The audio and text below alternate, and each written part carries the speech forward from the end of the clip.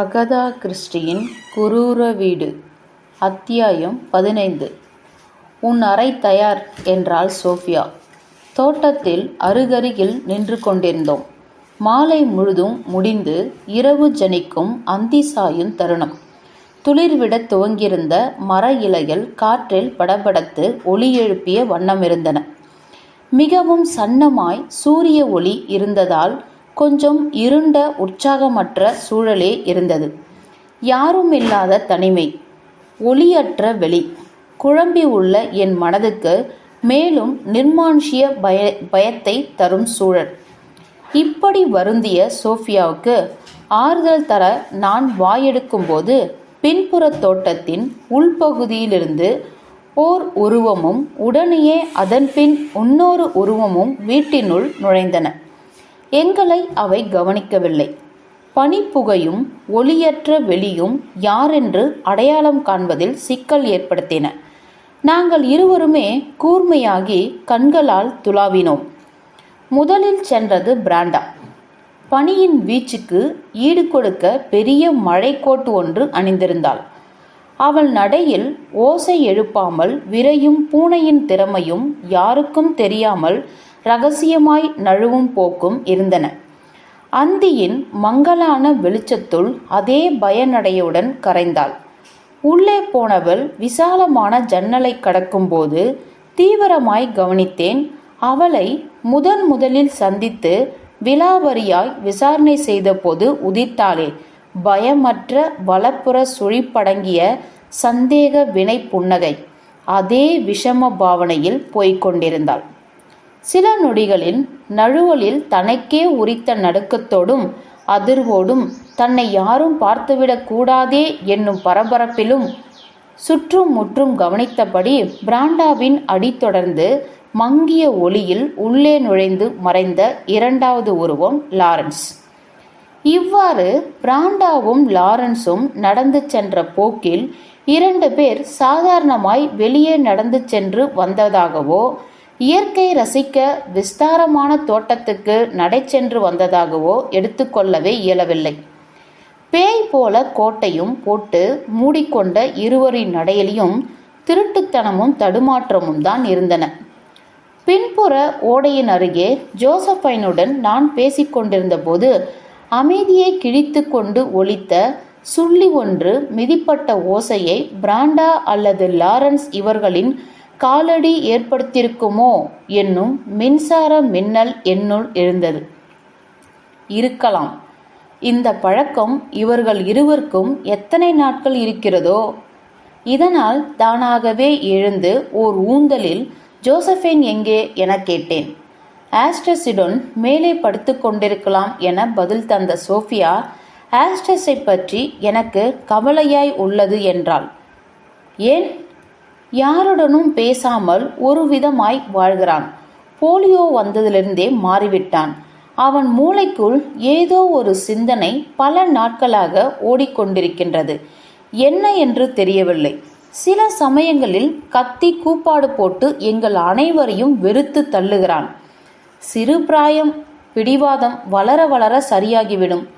எனக்கும் அப்படித்தான் தோன்றுவதுண்டு. ஆனால் அவனின் குணாதிசயம் நாளுக்கு நாள் வளருவதால் கவலை கூடுகிறது. எல்லாம் அப்பாவும் அம்மாவும் அவனை கவனிக்காததே காரணம். அவர்கள் இருவருக்கும் அம்மா அப்பாவாக இருக்கவே தகுதியற்றவர்கள். இதுவே நல்லது சோஃபி. பல பிள்ளைகள் பெற்றோரின் அபரிதமான கண்காணிப்பால் தான் எரிச்சலாகின்றனர். உண்மைதான், தலையசைத்து ஒப்புக்கொண்டாள். நான் பள்ளி கல்லூரி படிப்புகளை வெளிநாட்டில் முடித்தேன். எனவே இவர்களை பற்றி அதிகம் அறிந்திருக்கவில்லை. முடித்துவிட்டு வீட்டோடு வந்த பிறகுதான் இருவரும் இருவேறு துருவங்கள் என்பது உரைத்தது. கடந்த கால வரலாற்றில் அடைக்கலம் தேடி வாழும் அப்பா, வாழ்க்கையின் ஒவ்வொரு நிலையையும் நாடக காட்சியாக்கி பார்க்கும் அம்மா. இன்றைய பகல் சந்திப்பினை எடுத்துக்கொள். தேவையா இது? இருந்தாலும் அம்மா நடத்த வேண்டும் என நினைத்தார், சாதித்தார். அப்படி ஒரு குணம். ஒரே ஒரு கணம் சிந்தித்து பார்த்தேன். ஒரு தொலைக்காட்சி எப்படி இருக்கும் என்று உணர்வதற்காக தன்னையே மகதா கொலைகாரியாக்கி கொண்டு லியோனைட் கொலையை ஒரு நாடகமாக நடத்தி பார்த்திருந்தால் விளையாட்டுத்தனமான சிந்தனை. ஒதுக்கி வைத்தேன். ஆனாலும் இக்கற்பனை என்னுள் கொஞ்சம் அழுத்தமாகவே இறங்கியது. அம்மாவை யாராவது நாள் முழுவதும் கவனித்து கொண்டே இருக்க வேண்டும். அவள் என்ன செய்வாள் என்று அவளுக்கே தெரியாது. போதும் சோஃபியா, ஒவ்வொரு குடும்பத்தினராக பேசாதே. இனி குடும்ப பிரசங்கம் தாளாது. எனக்கும் அப்படி ஒரு நாள்தான் தேவைப்படுகின்றது சார்லஸ், ஆதங்கமாய் சொன்னாள் சோஃபியா. ஆனால் அது இப்பொழுது முடியாதே. வெளியூரில் இருக்கும் போதெல்லாம் இக்குடும்பத்தை மன்னிக்க, இக்கூட்டத்தை மறந்து எவ்வளவு சந்தோஷமாக இருந்தேன் தெரியுமா? ஓ, அதனால்தான் நாம் ஆரம்ப கால சந்திப்புகளில் எல்லாம் உன் குடும்பத்தை பற்றி பேசியதே இல்லையா? இருக்கலாம். ரொம்ப ரொம்ப நெருக்கமாய். கவனி சார்லஸ், அந்யோன்யமாய் அல்ல, நெருக்கமாய் நாங்கள் ஒவ்வொருவரும் வாழ்ந்துவிட்டோம். ஒருவர் சட்டைப்பையில் இன்னொருவர் என்று வாழ்ந்தாகிவிட்டது. மற்ற குடும்பங்களைப் போல் ஒருவரை ஒருவர் கருவிக்கொண்டே சண்டையும் பூசலும் கொண்டு வாழ்ந்ததே இல்லை. அப்படி ஒரு சச்சரவுகளோடு வாழ்வது ஒரு விஷ வாழ்க்கை. இருக்கலாம். ஆனால் இப்படி ஒருவருக்கொருவர் மேலே விழுந்து வாழ்வது கூட விஷ வாழ்க்கையே என்றவள் தொடர்ந்தாள். இந்த அனுபவம்தான் என்னை நாங்கள் எல்லோரும் கூடி ஒரு குரூர வீட்டில் வாழ்கிறோம் என்று சொல்ல வைத்துள்ளது. உண்மையற்ற காழ்ப்புணர்ச்சி நிரம்பிய வீடு என்னும் கோணத்தில் நான் அப்படி சொல்லவில்லை. எங்களுக்கு வேண்டிய வாழ்க்கையை சுதந்திரமாக அமைத்து கொண்டு விரும்பிய கலைகளை அறிந்து சொந்த காலில் நிற்க வழிவிடப்படாமல் வளர்ந்திருக்கிறோம். குடும்ப உருண்டையில் சிக்கலாய் நேராய் வளர வழியின்றி இழுப்போர் இழுப்புக்கெல்லாம் நெளிந்து வளைந்து தொலைந்து போய்விட்டோம். தனிமை, ஓய்வு, நம்மோடு நாமே இளைப்பாறலாம், இது வேண்டாமா? இது ஒரு நொடி கூட வாய்க்காமலேயே உள்ளது. எனவே ஒவ்வொருவருக்குள்ளும் வன்மம், இயலாமை, குரூரம் அடங்கியே இருக்கின்றது. அவ்வப்பொழுது வெடிக்கின்றது. சில சமயம் கொலை வரையில். வழிமறித்து சிறு கொடியின் நுனி குழலை எடித் கொடூரமாய் பீத்தெறிந்து காலடியில் போட்டு நசுக்கியது இக்குடும்பத்தாரின் அடிமனநிலையாய் எனக்கு தெளிவானது. இப்போது கதவை படாரென்று சப்தம் எழுப்ப திறந்தபடி ஓட்டமும் நடையுமாய் நுழைந்தார் மகதா. ஏனம்மா, விளக்குகளை போட்டிருக்க கூடாது? எத்தனை இரட்டு என்றவர் சுவிட்சுகளை போட்டு விளக்குகளுக்குள் ஒளி தந்தார். எங்கள் அருகில் வந்து உட்காருவதற்குள் நடந்து முடிந்த குடும்ப சந்திப்பின் அத்தனை நிகழ்வுகளும் வெற்றியே என்பது போல பின்வருமாறு ஒரு விமர்சனம் தந்து முடித்தார். ரோஜர் தான் கதாநாயகன். அவர் தன் தலைமுடிகளை கோதிவிட்டு கொள்ளும் போதெல்லாம் கொள்ளை அழகாய் இருந்தார். திடீரென தன் பங்கு சொத்தினை ரோஜருக்கு விட்டு கொடுப்பதாய் எடிட் செய்த முடிவு நல்ல திருப்பம். அவர் சபைக்காக சொல்லவில்லை தெரியுமா, உண்மையாகவே அறிவித்துள்ளார். பெரிய மனசு, ஆனாலும் முட்டாள்தனமாய் தெரியவில்லை. பிலிப்புக்கும் தானும் பணம் தந்து உதவலாம் என அவ்வப்பொழுது தோன்றியது. அவரின் முகபாவத்தில் கவனித்தேன். ஆனால் எடித் போல ஒரு தேவை பிலிப்புக்கு இல்லாததால் மறுத்திருப்பார். எடித்துக்கு தன் சகோதரி குழந்தைகளின் மீது அவ்வளவு பிரியம். தன் வாழ்க்கையை தியாகம் செய்து பிறனின் குழந்தைகளுக்காகவே வாழ்ந்துவிட்ட எடித் போன்ற ஒரு தாயின் பாத்திரத்தை என் வாழ்நாளில் ஒரு நாள் செய்தே தீர்வேன். ஆஹா, எத்தனை பெருமை கிடைக்கும்! அத்தனை குழந்தைகளையும் இந்த நிலைக்கு கொண்டு வருவதில் அவருக்கு எத்தனை சுமைகள் இருந்திருக்கும் என்றேன் நான்.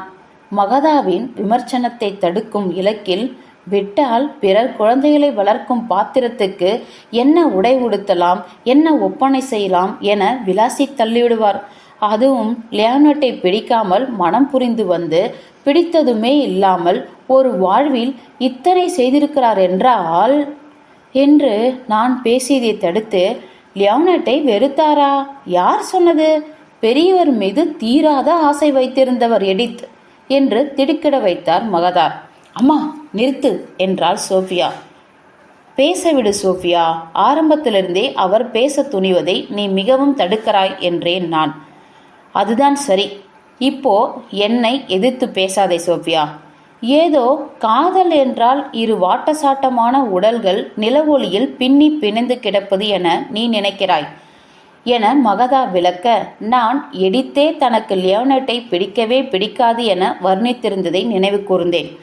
இருக்கலாம் திரு சார்லஸ். முதலில் இந்த வீட்டுக்குள் அடியெடுத்து வைத்தபோது அப்படி நினைத்திருக்கலாம். இத்தனை அழகற்றவனாய் தன் சகோதரி மணந்திருக்க வேண்டும் என்னும் அளவிலான அதீத ஆதங்கம் அது. அவர்களுக்கும் இடையே இடையராது கருத்து வேறுபாடுகளும் அதனால் வெறுப்பும் இருந்து வந்துள்ளது சர்வ நிஜம். இருந்தும் அவரை எடித்து விரும்பினார். முறைக்காதே சோஃபியாமா, நான் என்ன பேசுகிறேன் என உணர்ந்துதான் பேசுகிறேன். குழந்தைகளை பார்த்து கொள்ளதான் எடித் வரவழைக்கப்பட்டார். மறைந்த மனைவியின் தங்கை என்னும் முறையில் படுக்கைக்கு அழைக்க பெரியவர் இணங்கவில்லை. எடித்தும் விரும்பவில்லை. அழகழகான குழந்தைகளை வளர்ப்பதிலும் பெரியவரோடு சண்டையிடுவதிலுமே இன்பம் கண்டு வாழ்க்கையை கழித்தார் எடித். பெரியவரை எடித் வெறுத்தாரென்றால் அது ஒரே ஒரு முறைதான். இந்த மினிக்கி பிராண்டாவை பொசுக்கென்று மனைவியாக்கி கொண்டு வந்து நிறுத்திய போதுதான். இது எடித்துக்கும் கொஞ்சம் கூட பிடிக்கவில்லை. நீயும் தான் வெறுத்தாய். இது சோஃபியா. பின்ன ஏற்றுக்கொள்ள சொல்கிறாயா? குடும்பமே வெறுத்தது.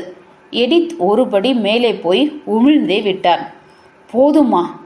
தெரிந்த விஷயத்தை வேறு விதமாய் சொல்கிறாய். எடித் குழந்தைகளை அன்போடு வளர்த்ததும் தாத்தாவோடு பிரிந்திருந்ததும் ஊரறிந்த விஷயம். இதற்கு நடுவில் தாத்தாவை விரும்பியபடியேதான் வாழ்ந்தாரெல்லாம் சரடு விடாதே. மகதா சோஃபியாவை என்ன எத்தனை அழகாய் கடிந்து கொள்கிறாய் என் பெண் என்று கனிவான பார்வை பார்த்துவிட்டு, இனி வேறு விஷயம் பேசினால்தான் இங்கு இருக்க விடுவார்கள் என முடிவு செய்து அவர் சொன்ன தகவல் எனக்கு கொஞ்சம் வருத்தம் தந்தது. ஜோசப்பைனை வீட்டிலிருந்து விடுவித்து பள்ளிக்கு அனுப்ப முடிவு செய்து விட்டேன் என்று ஒரு புது அத்தியாயத்தை பேச ஆரம்பித்தார். சுவிட்சர்லாந்துக்கு நாளையே இதற்கான பணியை துவக்கப் போகிறேன். துரிதமாய் முடித்தே தீருவேன். கொலை என விசாரணை நடக்கும் வீட்டில் அவள் இருக்கவே கூடாது. அவளுக்கும் பெரியவர் மரணம் பற்றிய சிந்தனையாகவே ஆகிவிட்டது.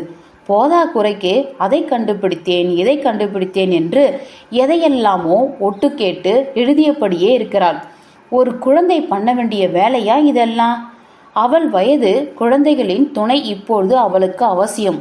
ஒரு பள்ளி வாழ்க்கை. நான் இப்படித்தான் நினைத்திருந்தேன். ஆனால் தாத்தா அப்படி நினைத்ததே கிடையாது என்றாள் மெதுவாய் சோஃபியா. அவர் இக்கருத்துக்கு எதிர். பெரியவர் அவர் கண்ணிமைக்கு கீழேயே எல்லோரும் வசிக்க வேண்டும் என்றே இருந்தார். 80 வயது தாண்டிய எல்லா முதியவர்களும் இவ்வகையில் சுயநலவாதிகளே. ஆனால் குழந்தைகளோடு தான் வளர்ந்தாக வேண்டும். சுவிட்சர்லாந்து ஒரு சொர்க்கபுரி. நல்ல சுத்தம், காற்று, இதமான குளிர், வசந்த சூழ்நிலை, ஆரோக்கிய உணவு. இவ்வார இறுதிக்குள் அவளை மூட்டை கட்டியாக வேண்டும். கட்டி விடுவேன் ஒரு சபதமாய் முடித்தார். எழுந்து ஒரு நளின நடை நடந்து அறையின் கதவு வரை சென்று பின் திரும்பி சோஃபியாவை நாடகத்தனமாய் பார்த்து சிரித்து சென்றார். மகதா சென்ற வழியை பார்த்தபடி நல்ல சினிமா பைத்தியம், எங்கும் எதிலும் என்ற சோஃபியா அம்மா வெறியாய் முயன்று கொண்டிருக்கிறார். பல தந்திகள் அனுப்பி அவரை இவரை பிடித்து அடுத்த நொடிக்குள் நிறைவேற்றி விடுவார். ஆனாலும் இத்தனை அவசரமா ஜோசப்பைனை இடமாற்றம் செய்ய என்ன தேவை உள்ளது என்றாள் சோஃபியா. ஏதாவது ஒரு தருணத்தில் நடத்தியாக வேண்டுமில்லையா? ஜோசப்பின் வயது குழந்தைகள்தான் அவளுக்கு இப்பொழுது தேவையான மருந்து. மகதா செய்வது சரிதான். தாத்தா அப்படி நினைக்கவில்லையே. நான் எரிச்சலானேன். 80 வயது தாண்டிய ஒருவரால் இளைய தலைமுறைக்கு என்ன வேண்டும் என முடிவு காண இயலுமா? நீ சொல்வது பொது விதி. தாத்தா விதிவிலக்கு. வீட்டின் எந்த ஒரு பிரச்சனைக்கும் நல்ல முடிவு தரும் ஒரே தகுதி நிறைந்த நீதிபதியாய் தன் இறுதி மூச்சுள்ள வரை கொடிகட்டி இருந்தார் தாத்தா. எடித்தை விடவா? அதேபடி? எடித்தின் அணுகுமுறை பொதுநலன் கருதியே இருக்கும். அந்த கோணத்தில் அவர் தரும் முடிவுகளும் சிறப்பானவையாகவே தான் இருந்தன. எடுத்துக்காட்டாய் ஜோசப்பின் பள்ளி பிரச்சனை எடுத்துக்கொள். அவள் பள்ளிக்குத்தான் போக வேண்டும் என்பதில் எடித் பிடிவாதமாய் தான் இருந்தார். ஆனால் வென்றது தாத்தாதான் என்ற சோஃபியா ஜோசப்பைன் சில அச்சுறுத்தும் பழக்க வழக்கங்களில்தான் வாழ்ந்து வருகிறாள். கதவாய் ஒட்டு கேட்பது, எதையோ அறிந்தாற்போல ஒரு கன்றாவி நோட்டில் எழுதி கொள்வது, துப்பறியும் கதைகளை படித்து படித்து இப்படி செய்கிறாள் என எண்ணியிருந்தேன். ஆனால் இப்பொழுது நிலைமை மோசமாகிக் கொண்டே போகின்றது. இது போன்ற அனர்த்த குணங்களிலிருந்து ஜோசப்பைனை விடுவிக்கத்தான் மகதா அவசரப்படுகிறாரா என எனக்கும் ஐயம் தோன்றியது. ஜோசப்பைனுக்கு கொலைக்கு முன் தினங்களில் வீட்டில் நடந்துள்ள அத்தனை நிகழ்வுகளும் ஒவ்வொருவரும் எங்கிருந்தனர், என்ன செய்து கொண்டிருந்தனர் போன்ற ஆழமான விவரங்களும் அதிசயிக்கும்படியாய் தெரிந்துள்ளன. அவளுக்கு தேவையில்லாத, பயன்படாத, ஏன் அவள் பிஞ்சு மூளைக்கு ஆபத்தான தகவல்தான் இவை. எனவே ஆரோக்கியமான பள்ளி வாழ்க்கை அவளுக்குள் வசந்தத்தை ஏற்படுத்தும் என்பது நிச்சயம், தர்மம். ஆயினும் ஜோசப்பைனை உடனடியாக தாமதமின்றி இடமாற்றம் செய்ய துடிக்கும் மகதாவின் முடிவில் உள்ள எதிர்பாராத அவசரம், வேண்டாத வேகம், துரித துடிப்பு என்னை கொஞ்சம் அச்சுறுத்தியது. பலரது அந்தரங்க சந்திப்புகளை சிறுமி தெரிந்து வைத்திருப்பதால் இந்த இடமாற்றம் திணிக்கப்படுகின்றதா? இங்கில்லாத பள்ளிகளா? சுவிட்சர்லாந்து பற்பல காத தூரத்திலன்றோ உள்ளது.